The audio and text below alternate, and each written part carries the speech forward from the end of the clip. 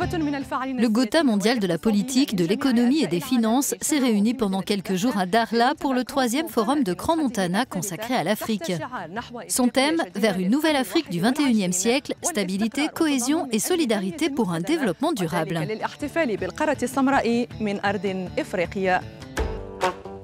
C'est donc en terre africaine que le forum de Crans-Montana a mis à l'honneur le potentiel de développement du continent.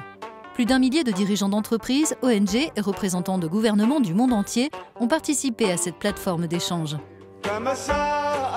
Nous sommes venus ici pour mener une grande réflexion sur l'Afrique du XXIe siècle, le potentiel considérable de la coopération sud-sud.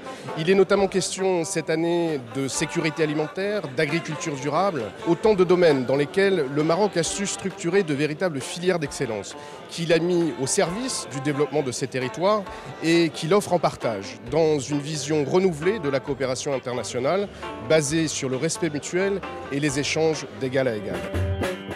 L'essor de l'Afrique, que des personnalités diverses sont venues appeler de leurs vœux, passe notamment par une plus grande coopération régionale.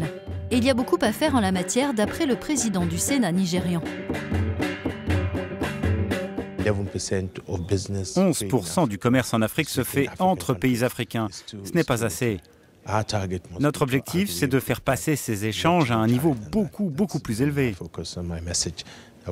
C'est vraiment là-dessus que je me concentre et c'est le message que je veux transmettre. La plupart des entreprises reviendraient sur le continent et verraient comment nous pourrions faire plus de commerce au sein de l'Afrique plutôt qu'avec l'Europe ou l'Amérique. Le développement nécessite également une nouvelle agriculture. La ministre marocaine de l'Environnement tient à souligner l'ampleur des défis à relever.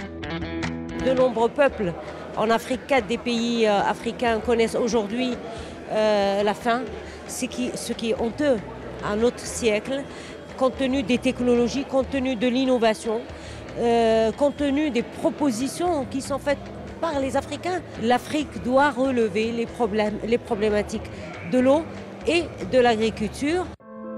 Le forum a aussi évoqué le sort d'une partie des femmes africaines. Mieux les intégrer dans les sociétés peut avoir un impact sur le progrès économique et social. La présidente du Conseil des femmes arabes, chef d'entreprise du Koweït, lance un appel à l'action. Nous avons parlé des problèmes auxquels des femmes arabes sont confrontées et nous avons constaté que ce sont les mêmes problèmes rencontrés par les femmes africaines. Elles souffrent de la pauvreté, des manques dans l'éducation et la santé. Il faut trouver des solutions de poids pour sauver les femmes africaines de la situation dans laquelle elles vivent, à travers l'éducation et l'investissement dans l'agriculture. La fondation du Forum a distingué des personnalités dont Yahi Bayam Diouf, engagé dans la lutte contre la migration clandestine au Sénégal. Son fils est mort en tentant de rejoindre l'Europe.